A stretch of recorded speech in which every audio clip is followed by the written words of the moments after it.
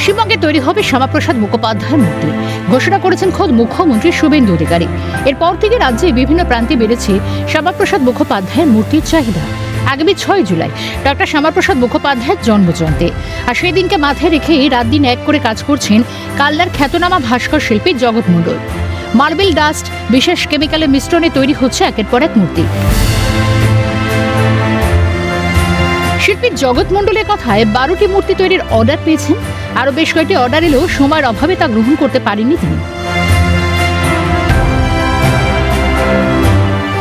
এবছর আমাদের শ্যামাপ্রসাদ মুখার্জি খুব চলছে, মানে খুব চাহিদা। যে আসছে সেই বলছে একটা শ্যামাপ্রসাদ মুখার্জি হবে।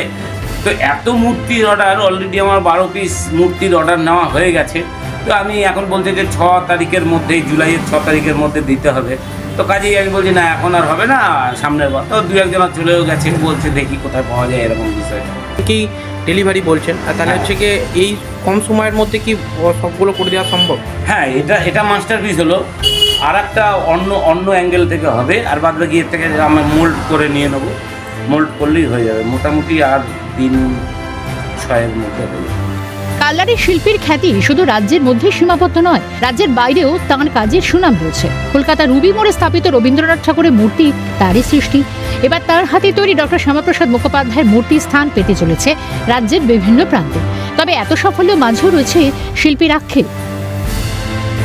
এগুলো বাইরে তো অনেক দাম, আর পোর্ট্রেট মেলানোটা খুব টাফ। বিশেষ করে মানে হিউম্যান ফিগারের পোর্ট্রেট, ঠাকুর হলো ঠিক আছে, আলাদা বিষয়, কিন্তু এই পোর্ট্রেট হলে তখন একটু বেশি মূল্য বাইরের মার্কেটে পাওয়া যায়, যেখানে এর মার্কেট। কিন্তু কালনার তো প্রচার নেই, আর এখানে আমাদের কোনো মূল্যও নেই। সেই অর্থে বাইরে এই মূর্তিটা 25,000 টাকা নেয়, তো আমরা 15,000-এই বিক্রি করি। জগৎ মণ্ডলের দাবি, দীর্ঘদিন ধরে কাজ করলে অতীতের সরকার তার শিল্পী সত্তার যথাযথ মূল্যায়ন করেননি। বর্তমান সরকারের কাছে শিল্পীর আবেদন, কালনা ও আশপাশের এলাকার বহু ঐতিহ্যবাহী টেরাকোটা মন্দির ভগ্নপ্রায় অবস্থায় পড়ে রয়েছে। দক্ষ শিল্পীদের কাজে লাগিয়ে যদি সেই মন্দিরগুলিকে পুনরায় আগের রূপে ফিরিয়ে আনা যায়, তাহলে বাংলার ঐতিহ্য আরও সমৃদ্ধ হবে।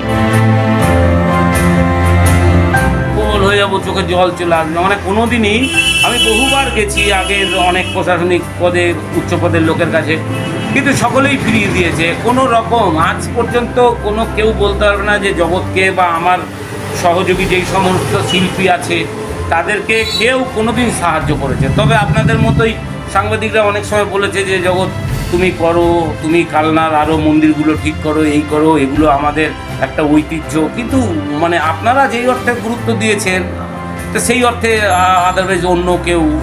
এই নতুন সরকারের কাছে কি দাবি থাকবে আপনাদের? নতুন সরকারের কাছে আমার তো অনেক দাবি, কিন্তু তার মধ্যে একটা দাবি,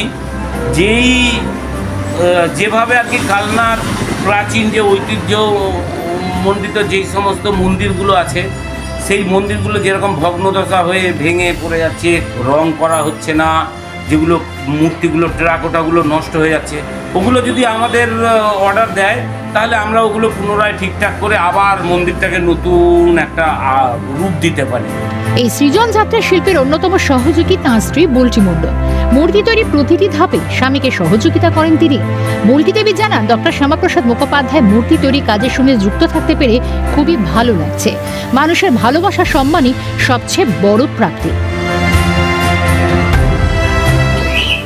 আমার স্বামীর সঙ্গে মোটামুটি আমি আজ থেকে 15-16 বছর হয়ে গেছে আমি কাজ করছি। আর এই মূর্তিটা 1 মাস ধরে চলছে। মোটামুটি খুব তাড়াহুড়ো, তো সামনে 6 তারিখে ডেলিভারি দিতে হবে। অনেকগুলো মূর্তির অর্ডার আছে, তো রাত জেগেও 2 দিন একদম পরপর 2 রাত জেগে আমরা কাজ করেছি। আর হ্যাঁ, বর্তমানে এই কাজটাই এখন চলছে। তৎকালীন তৃণমূল সরকারের আমলে মেলেনি কোনো শিল্প স্বীকৃতি। অবশেষে বিজেপি সরকার ক্ষমতায় আসতে বদলে গেল জগৎ মণ্ডলের ভাগ্যের চাকা। খুশি জগৎ মণ্ডল ও তার পরিবার।